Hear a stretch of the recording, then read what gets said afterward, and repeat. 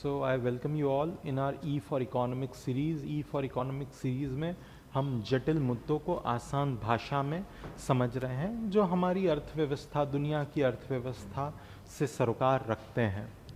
इसी कड़ी में आज हम लेकर आए हैं रिसेंटली रिलीज्ड भारत के जीडीपी के आंकड़े, और जीडीपी के आंकड़ों को तफसील से देखेंगे जिसे आप अपने एग्जाम्स में कि अपने ओपिनियन को सब्सटैंशिएट करने के लिए इस्तेमाल कर सकते हैं।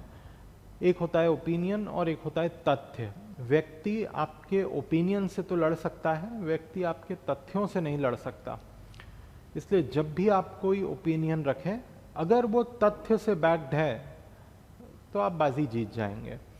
उदाहरण के तौर पर अगर आप ये कहते हैं कि भारत दुनिया की सबसे तेज बढ़ती अर्थव्यवस्था है, ये एक ओपिनियन हो सकता है। जब तक आपके पास इसके सपोर्ट में तथ्य मौजूद नहीं है, आप आर्ग्यूमेंट करते ही रहेंगे अनंत। लेकिन अगर आपके पास तथ्य मौजूद हैं कि भाई भारत दुनिया की सबसे तेज बढ़ती अर्थव्यवस्था है, क्यों? क्योंकि हम सालाना तौर पर 6.5 से 7% से प्रगति कर रहे हैं। 6.5 से 7% से भारत की जीडीपी में बढ़ोतरी हो रही है।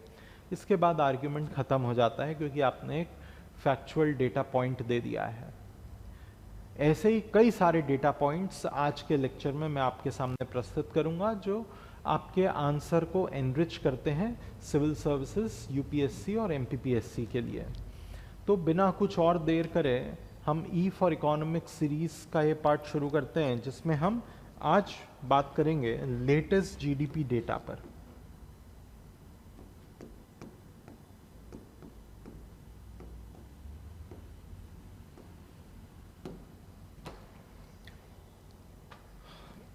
दो 2024-25 के लिए ministry of statistics and programme implementation MOSPI के अंदर एक डिपार्टमेंट है एनएसओ, नेशनल स्टैटिस्टिक्स ऑफिस। उसने भारत के फिस्कल ईयर 2025 के जीडीपी के डेटा को रिलीज करा है। फिस्कल ईयर 2025 से मेरा मतलब है वित्तीय वर्ष 2025। इससे मेरा मतलब है 1 अप्रैल 2024 के वक्त से आगे बढ़ते हुए 31 मार्च 2025 तक का वक्त। इस दौरान भारत की जीडीपी क्या रही, कौन से सेक्टर ने कितनी प्रगति करी, एक्सेट्रा। बार बार मैं एक टर्म इस्तेमाल कर रहा हूं, वो है जीडीपी। जीडीपी जीडीपी क्या है? यह जीडीपी बहुत आसान भाषा में समझते हैं कि जीडीपी होता क्या है। आपके आसपास आपको जो भी इकोनॉमिक एक्टिविटी होती नजर आ रही है, आप उस पर गौर फरमाइएगा। जैसे मैं फरमा रहा हूं क्या कि मेरे आसपास कुछ समोसे बन रहे हैं, तो समोसे का बनना। मेरे आसपास से एक स्टील फैक्ट्री है तो स्टील का बनना। मेरे आसपास कहीं कपड़े बन रहे हैं तो क्लॉथ्स का बनना। और मेरे आसपास एक खेत भी है तो चावल का प्रोडक्शन हो रहा है या गेहूं का प्रोडक्शन हो रहा है। जीडीपी क्या होती है कि आपके भूमि पर, आपके देश की भूमि पर कितने रुपए की वस्तुएं और सेवाएं साल भर में बन जाती हैं, उस सबको जोड़ दो, वो आपके देश की जीडीपी होती है। मैं फिलहाल मान रहा हूं कि मेरे देश में यही वस्तुएं बन रही हैं। मैं मान लेता हूं कि मेरे देश में 4 समोसे बन रहे हैं साल भर में, 2 स्टील की रॉड बन रही है, 2 शर्ट बन रहे हैं और 1 किलो चावल बन रहा है। मैं मान लेता हूं ऐसा कि बस भारत की भूमि पर फिलहाल यही प्रोडक्शन हो रहा है और कोई प्रोडक्शन नहीं हो रहा है। हर एक समोसे की कीमत मैं 1 रुपए मान लेता हूं। हर एक स्टील की रॉड की कीमत मैं 2 रुपए मान लेता हूं पर यूनिट का प्राइस। हर एक शर्ट की कीमत मैं 3 रुपए मान लेता हूं और हर एक चावल के 1 किलो के बोरे की कीमत मैं 4 रुपए मान लेता हूं। तो जीडीपी की परिभाषा में वापस बोलूंगा एक बार, मॉनेटरी वैल्यू, मौद्रिक कीमत किस बात की? उन सभी वस्तुओं और सेवाओं की जो 1 साल के भीतर एक देश की टेरिटरी में बनते हैं। तो यहां पर कितनी मौद्रिक कीमत के समोसे बने साल भर में? 4 रुपए के। यहां पर कितने रुपए का स्टील बना? 4 रुपए का। यहां कितने रुपए के शर्ट बने? 6 रुपए के। यहां कितने रुपए का चावल बना? 4 रुपए का। तो मौद्रिक कीमत उन सभी वस्तुओं की जोड़ देनी है जो एक देश की टेरिटरी में साल भर में बनते हैं। 4 और 6 10, 14 और 4 18, तो इस देश की जीडीपी हो गई 18 रुपीज। आई होप आपको समझ में आया होगा कि जीडीपी क्या होता है। अब भारी अंग्रेजी में, monetary value of the final goods and services produced in a territory of a country in a single year is known as its GDP. Monetary value, मौद्रिक कीमत, अंतिम वस्तुओं और सेवाओं की जो एक साल में एक देश की भूमि पर बनते हैं, इसी को हम जीडीपी कहते हैं। तो मैं मान लेता हूं कि ये जीडीपी है 2011 की। मैं साल 2011 मान रहा हूं उसको। तो दिस वाज माय जीडीपी, अरे इन द ईयर 2011। मैं डेटा तो आपको फटाफट बता दूंगा, उसके पहले मैं कंसेप्ट बता रहा हूं। हो सकता है जब अगला साल आया 2012, तो प्रोडक्शन तो इतना ही हुआ, 4 समोसे ही बने, 2 स्टील ही बना, 2 कपड़े ही बने और 1 किलो चावल ही बना और कुछ नहीं बना, यही प्रोडक्शन हुआ। लेकिन पर यूनिट भाव बढ़ गया हर वस्तु का, महंगाई बढ़ गई। क्योंकि मैं ऐसा मान लेता हूं कि जो 1 रुपए का समोसा था वो 2 रुपए का हो गया 2012 में। ये 2011 का भाव था, ये 2012 में पर यूनिट का भाव ₹2 हो गया। स्टील जो 2 रुपए का बिकता था वो 4 रुपए का बिकने लगा। एक शर्ट जो 3 रुपए का बिकता था वो 6 रुपए का बिकने लगा, और 1 किलो चावल का बैग 8 रुपए का बिकने लगा। नतीजा जो 2012 में जीडीपी, क्योंकि सब भाव डबल हो गए ना, तो 2012 में जो जीडीपी की वैल्यू आई वो आई 36 रुपए। प्रोडक्शन नहीं बढ़ा, 4 समोसे ही बने, यहां पर लिख देता हूं मैं, 4 समोसे ही बने, 2 स्टील की रॉड ही बनी, 2 शर्ट ही बने और 1 किलो चावल ही बना, लेकिन भाव बढ़ गया। तो इस कारण से जो फाइनल मॉनेटरी वैल्यू आई वो बढ़ गई 36 रुपए। तो अखबार में सब बहुत खुश हो रहे हैं खबर छाप छाप कर कि भारत की जीडीपी हुई दुगना। बात है कि प्रोडक्शन तो बढ़ा नहीं पर जीडीपी बढ़ गई। ये तो हमें गलत संदेश दे रहा है। ऐसी जीडीपी जो कि आज के भाव पर निकाली जाए, ये 2012 का आज का भाव है ना, ऐसी जीडीपी जो उसी साल के भाव पर निकाली जाए, ये जो 36 रुपए आया है, इसको हम कहेंगे नॉमिनल जीडीपी। ये नाम मात्र की जीडीपी है, ये बहुत अच्छा अंदेशा नहीं देती कि प्रोडक्शन बढ़ा या नहीं बढ़ा। लेकिन ऐसी जीडीपी जो भाव को स्थिर रख के निकाली जाए, अगर मैं भाव को स्थिर रख दूंगा किसी एक वर्ष पर, से 2011 पर मैंने भाव को स्थिर रख दिया जीडीपी कैलकुलेशन के लिए, तब मेरी जीडीपी अगले साल 2012 में मेरी जीडीपी का जो आंकड़ा आएगा वो सिर्फ इसी कारण से बढ़ सकता है जब प्रोडक्शन बढ़े, क्योंकि भाव को तो मैंने स्थिर रख दिया है 2012 के कैलकुलेशन के लिए। करते हैं उसे भी अपन। तो 4 समोसे ही बने 2012 में, लेकिन मैं भाव को स्थिर रख देता हूं, 2 रुपए की बजाय 2011 में जो भाव था वही लेता हूं, 1 रुपया। 4 रुपए भले ही 2012 में भाव बढ़ गया है, लेकिन मैं जीडीपी कैलकुलेशन के लिए भाव को स्थिर रखता हूं और 2 रुपए करता हूं। 3 रुपए करता हूं शर्ट के लिए और 4 रुपए करता हूं गेहूं के लिए। अब मेरी जो जीडीपी आएगी वो क्या आएगी?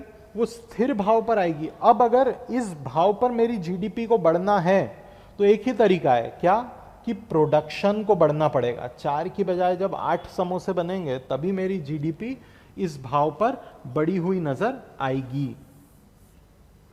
नॉमिनल जीडीपी को अपन इधर रख देते हैं।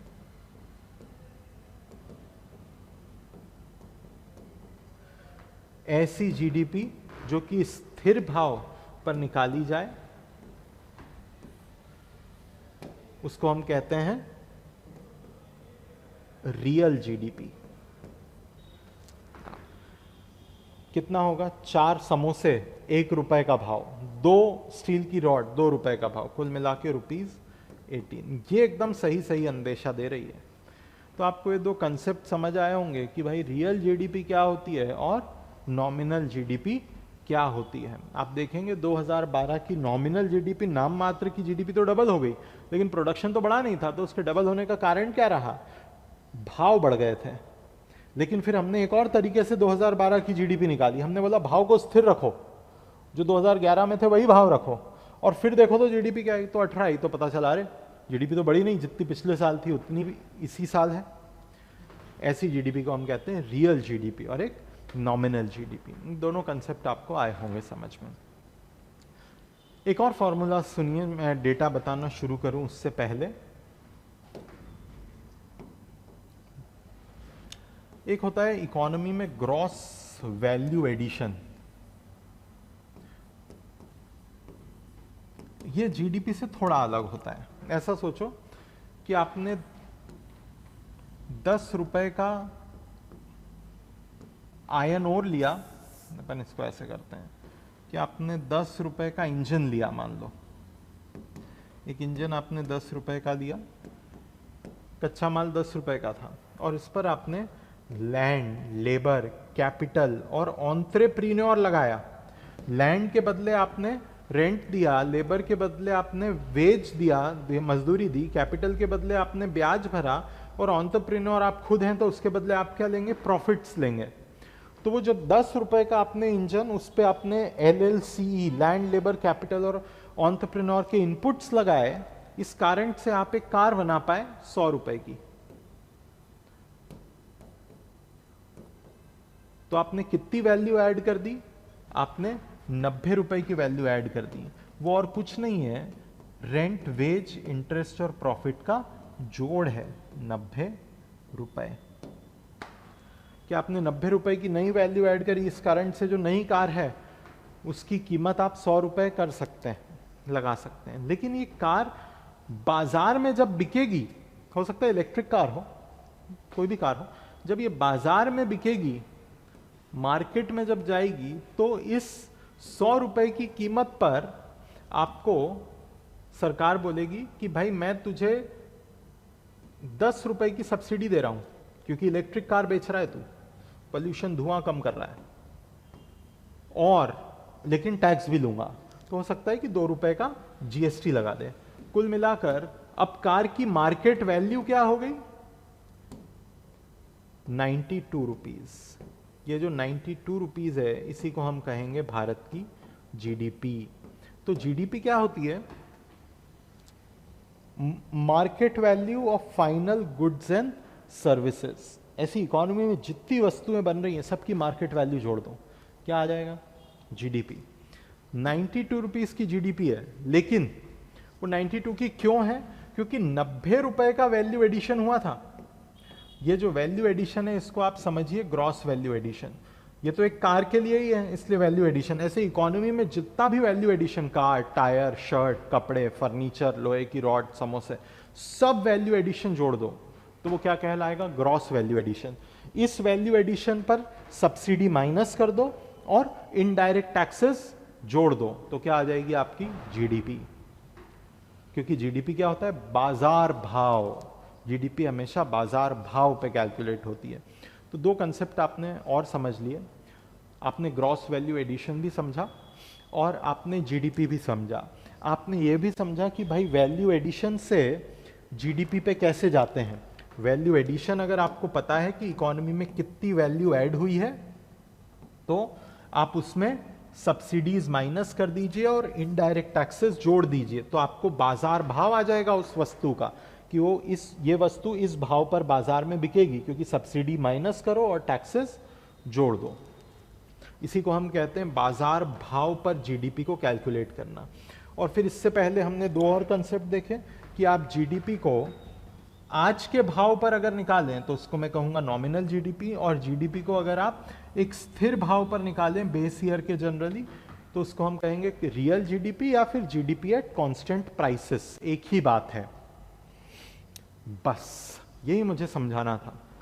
इसके बाद मामला बहुत आसान है, डेटा ही डेटा है, समझते हैं।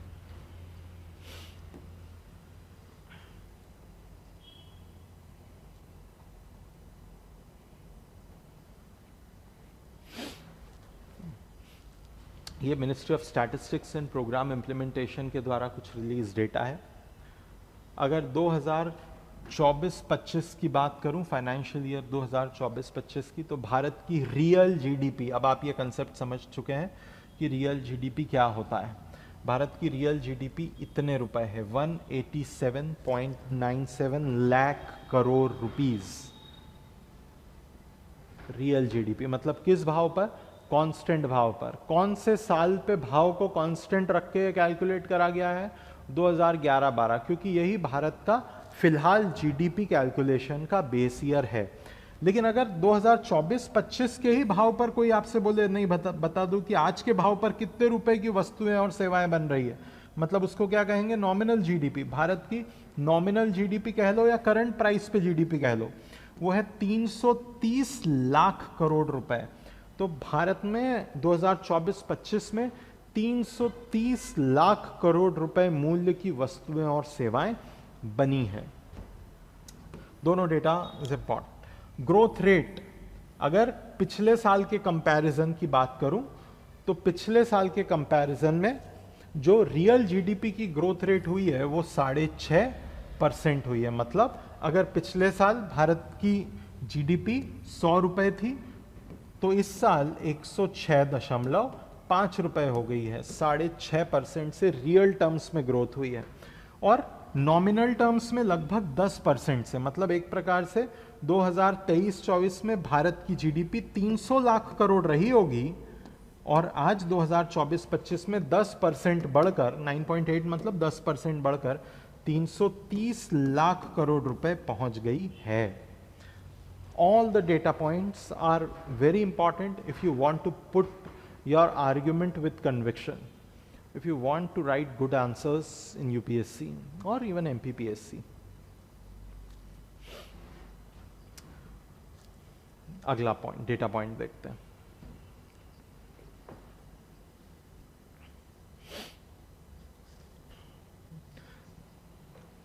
जो ये फिगर हैं ये सब जीडीपी के हैं, आपको पता है, लेकिन अगला फिगर वैल्यू एडिशन का है, ग्रॉस वैल्यू एडिशन का।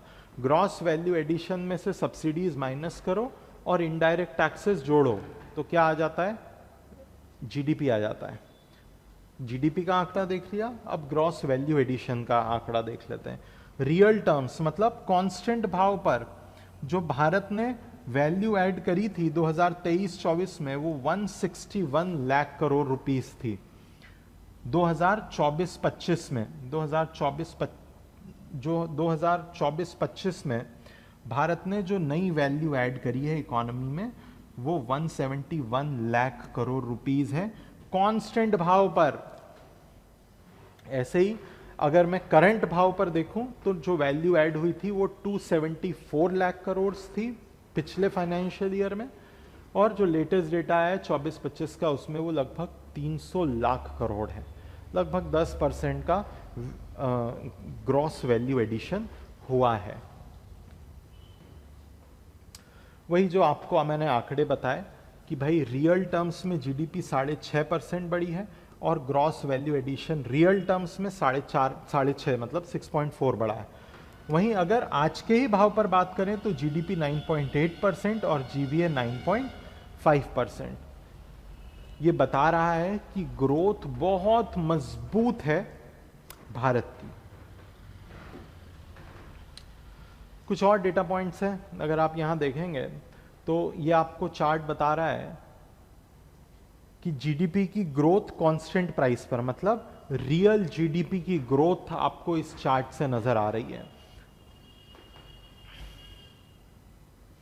जो रेड लाइन आपको दिख रही है, मैं जिसे और थोड़ा क्लियर कर रहा हूं, ये वाली रेड लाइन, ये हमारी जीडीपी ग्रोथ को बता रही है रियल टर्म्स में, नॉमिनल टर्म्स में नहीं।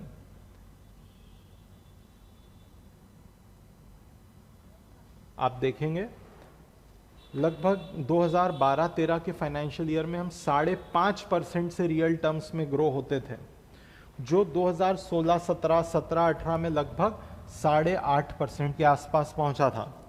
ये बड़ा दुखदाई वक्त था, भगवान ना करे वापस आए। कोविड जीडीपी गिर गई थी, -5% की ग्रोथ, मतलब जीडीपी में प्रोडक्शन ही कम हो गया, ग्रोथ नहीं कम हुई, प्रोडक्शन ही कम हो गया। लेकिन उसके बाद आप देख रहे हैं जीडीपी ग्रोथ ने क्या शानदार रिकवरी दी है। इस ऐसी रिकवरी को हम कहते हैं वी शेप रिकवरी।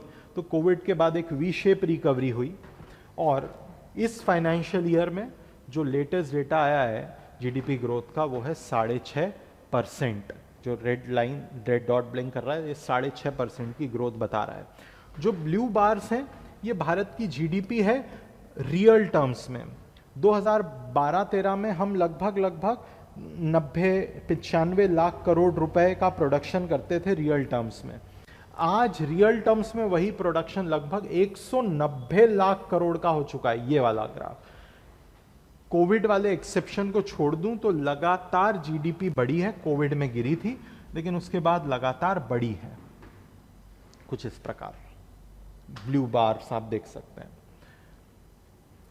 ऐसे ही ये इसके पहले जो मैंने बताया था वो वैल्यू एडिशन का ग्राफ था, वो जीडीपी का ग्राफ था। जो ये ग्राफ आपको दिख रहा है कि ग्रॉस वैल्यू एडिशन में क्या स्थिति रही है, सेम उसी पैटर्न को लगभग फॉलो कर रहा है। तो इस पर वापस से बात नहीं करेंगे, लगभग वही चीज है। अब जीडीपी अलग अलग सेक्टर्स से मिलकर बनती है। हमारा पुराना एग्जाम्पल ही लेते हैं हम, जो हमने शुरुआत में जीडीपी को समझने के लिए लिया था। जैसे यहाँ पर आप देख सकते हैं स्टील का बनना, कपड़े का बनना, ये इंडस्ट्रियल सेक्टर हो गया। राइस का बनना, ये एग्रीकल्चर सेक्टर हो गया। ऐसे ही सेवाओं का सेक्टर हो सकता है इकोनॉमी में। तो हम जीडीपी को अगर समझना चाहें तो हमने उसे कुछ सेक्टर्स में बांटा है। प्रमुखता से ये 3 सेक्टर्स हैं। कच्चे माल से संबंधित प्राइमरी सेक्टर, जो यहाँ हरे कलर से दर्शाया गया है। इस कच्चे माल पर वैल्यू एडिशन करने वाला सेकेंडरी सेक्टर, जो ब्लू कलर से, येलो कलर से दर्शाया गया है, और ब्लू कलर से दर्शाया हुआ सर्विसेज सेक्टर। तो इन 3 सेक्टर्स में हम हमारी इकोनॉमी को समझ सकते हैं। इन 3 सेक्टर्स की क्या हिस्सेदारी है हमारे वैल्यू एडिशन में, उसको ये बार ग्राफ बता रहा है।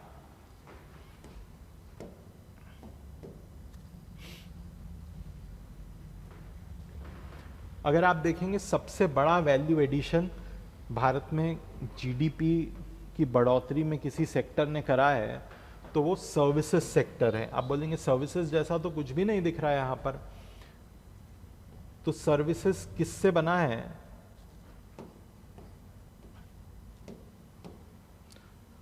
Public administration, finance, real estate, hotel and transport. ये वाला जो पूरा पाई चार्ट है, this is our service sector. मैं इसको और कलर भी करता हूं पिंक कलर से, समथिंग लाइक दिस। जो पूरा पिंक कलर का आपको इलाका दिख रहा है, ये हमारा सेवा का क्षेत्र है। लगभग आधे से ज्यादा भारत की GDP is being added by services sector,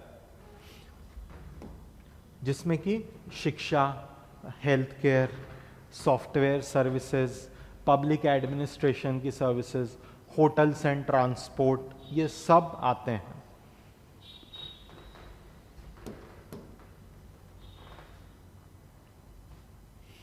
जो अब मैं रेड कलर से बना रहा हूं, ये हमारा इंडस्ट्री का सेक्टर है। तो रेड वाला जो हिस्सा है ये इंडस्ट्रियल कंट्रीब्यूशन है, लगभग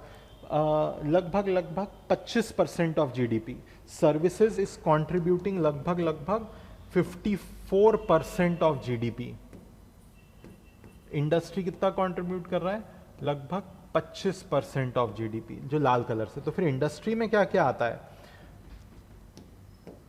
किसे कहेंगे इंडस्ट्री?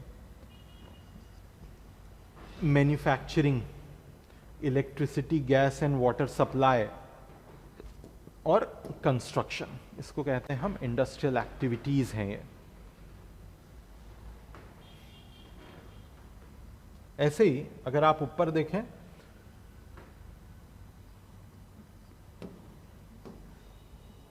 तो आपको ब्लू कलर दिख रहा होगा, दैट इज रिलेटेड टू, कहां गया, that is related to primary sector, कच्चे माल से संबंधित। उसे मैं ग्रीन कलर से बता देता हूं। तो ये एग्रीकल्चर सेक्टर है, लार्जली कच्चे माल से संबंधित, और इसका कंट्रीब्यूशन लगभग 20% है अगर मैं राउंड फिगर में लूँ तो 18 से 20%। ये शेयर है जीडीपी में अलग अलग सेक्टर्स का। कुल मिलाकर अगर मैं बोलूं कि भारत की जीडीपी में बड़ा योगदान किसका है, तो आपको पिंक कलर का ग्राफ दिख रहा होगा, दैट इज सर्विसेज। दूसरी हिस्सेदारी इंडस्ट्री की है, बहुत पीछे नहीं है एग्रीकल्चर। इसी डायग्राम को कुछ यहाँ इस प्रकार हमने बार चार्ट से भी बताया है, और ये लेटेस्ट शेयर है। अगर आप एग्जैक्ट शेयर जानना चाहें कि प्राइमरी सेक्टर कितना कंट्रीब्यूट करता है, सेकेंडरी और टर्शरी कितना कंट्रीब्यूट करता है।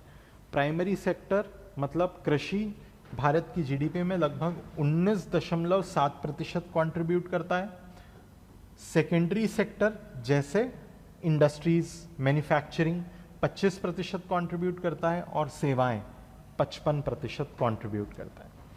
अगर आपको डेटा नोट ही करना है तो आप ये वाले बार ग्राफ का डेटा नोट कर सकते हैं, प्राइमरी सेक्टर, सेकेंडरी सेक्टर और टर्शरी सेक्टर का।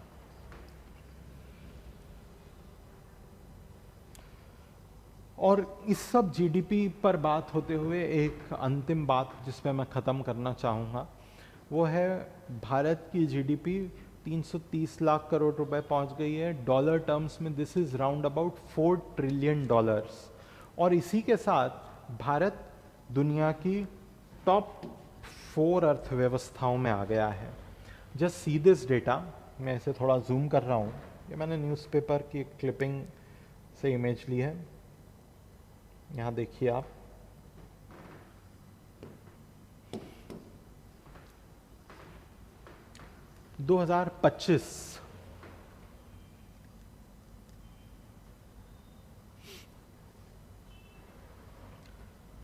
यूएसए की जीडीपी है लगभग $30 ट्रिलियन।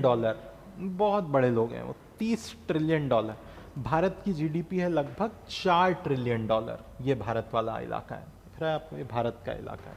2025 के आंकड़े की बात कर रहे हैं तो यूएसए इज समवेयर $30 ट्रिलियन की इकोनॉमी, भारत $4 ट्रिलियन की इकोनॉमी। लेकिन फिर भी हम दुनिया की चौथी सबसे बड़ी इकोनॉमी है। दूसरी दुनिया की सबसे बड़ी इकोनॉमी चाइना की जीडीपी है $19 ट्रिलियन। जर्मनी तीसरी 4.7 trillion.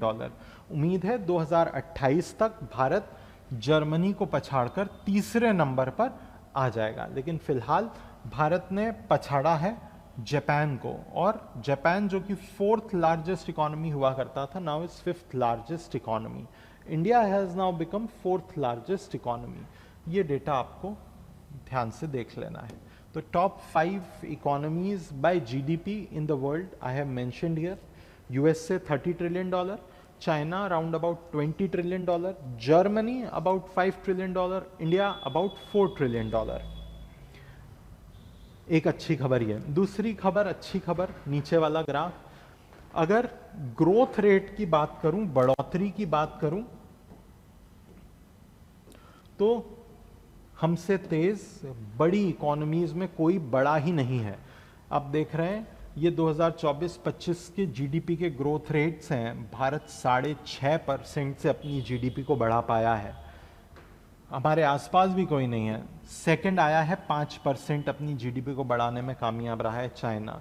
Russia 4%, Brazil 3%, USA 2.5%, UK 1%, France 1%, south Africa 0.6%, Japan 0.08%, Germany की तो जीडीपी कम हुई है। तो दुनिया में सबसे तेज बढ़ती अर्थव्यवस्था भारत है, सेकंड चाइना है 5%। और ये डेटा मैंने आईएमएफ से लिया है, सोर्स इज आईएमएफ। तो उम्मीद है आपको ये जीडीपी पर एक डेटा से लबरेज ई फॉर इकोनॉमिक सीरीज मददगार सिद्ध हुई होगी। इसके साथ ही एक और जानकारी है कि Utkarsh is running a discounted course sale, जिसका आज आखिरी दिन है, तो आप उसका लाभ ले सकते हैं। जानकारी आपको पता ही है कि we are offering various discounts up to 90% on our various courses with some extra validity also available. So do take benefit of this offer. So thank you so much. We would be meeting more and often in our E for Economics series. Thank you so much.